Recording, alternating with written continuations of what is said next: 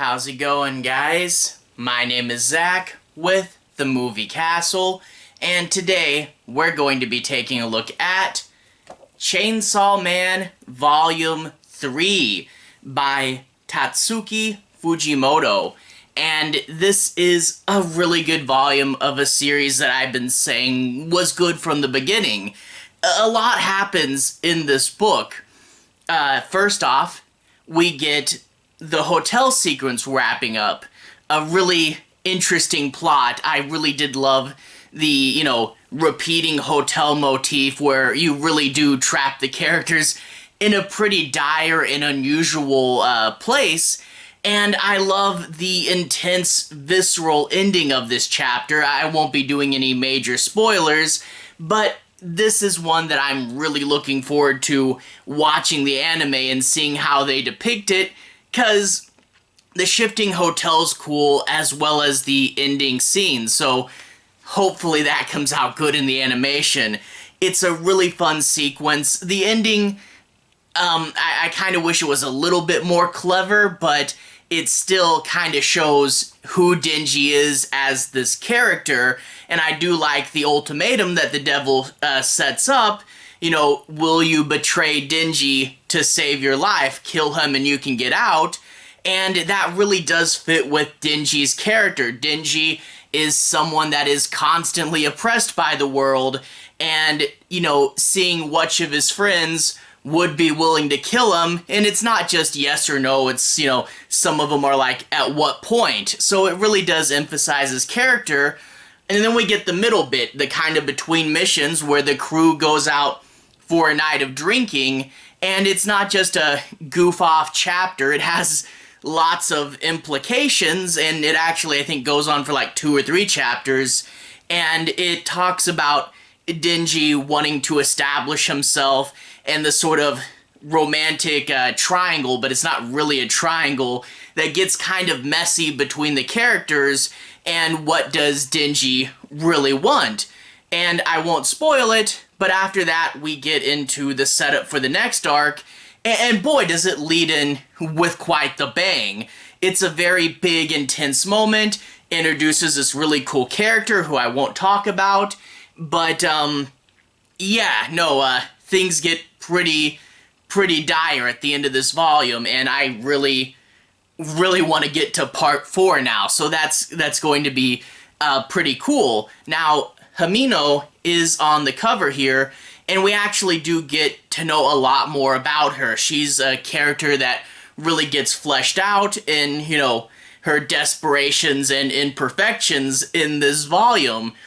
Seeing how many people she lost, and her tie to Aki, who doesn't, is friends with her, but doesn't reciprocate in the way that she wants. You really do get to see her desperation and know her more as a character, and especially for a character that wasn't introduced right at the beginning, we do get to flesh her out and know her a lot better, which I thought was really interesting, so good for getting her on the cover and having that match what actually is going on.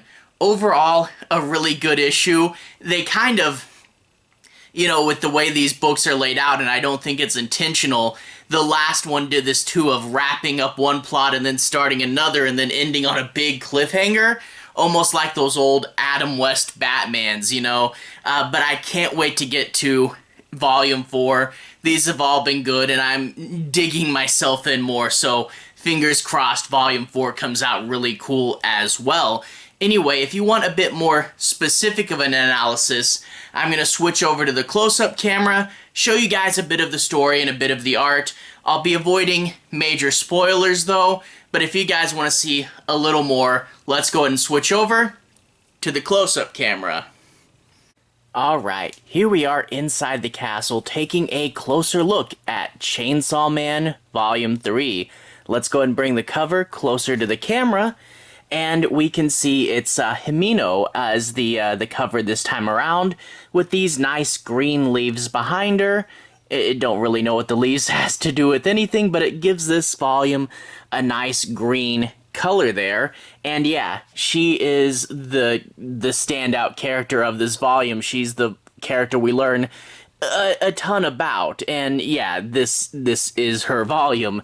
We get the purple color on the side there, and there's her portrait taken from the back, and we get a bit of a synopsis, 9.99 T plus. And one thing about these back portraits I didn't notice until now is they're all chapter covers. I thought they were just original art, but we see chapter 25, that's the back cover of the book. Also, always gotta like these little Puchita chapter divides there. Those are always fun. But anyway, crack the book open this time around.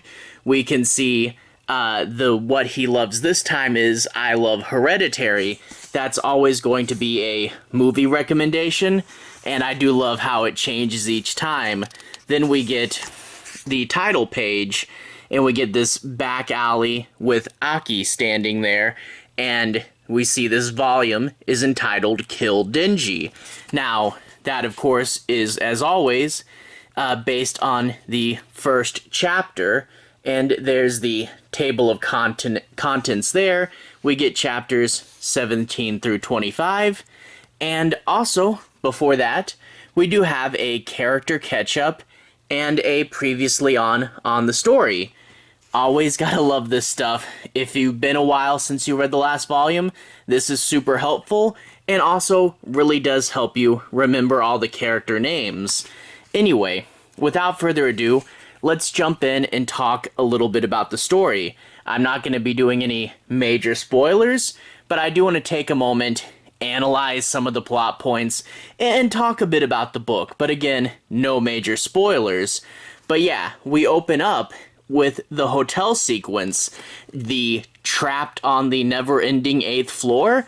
I thought that was such a cool idea. The windows are all connected to each other, the stairs comes down and you're back where you started.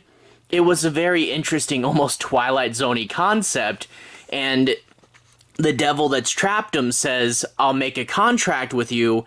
If you kill Denji, you can get out. And we see the varying response to that. The younger, the newbie, who is all panicky and stuff, she's of course going to do that. And we see later on the gruffer one, he's like, yeah, I hate that guy, we should kill him too. But it is a bit of a debate. Hamino there is like, no, we're not gonna kill him. I mean, unless we have to. And you know, you get a bit of a back and forth, debating on what they should do. I do like, of course, we get Power's response, where she's like, yeah, let's go ahead and kill Denji. And they have to tell her, because it does talk about devils and contracts, and how if you make a contract with the devil, he's bound to honor it, but fiends can't make contracts with devils, and I'd presume devils can't make contracts with other devils.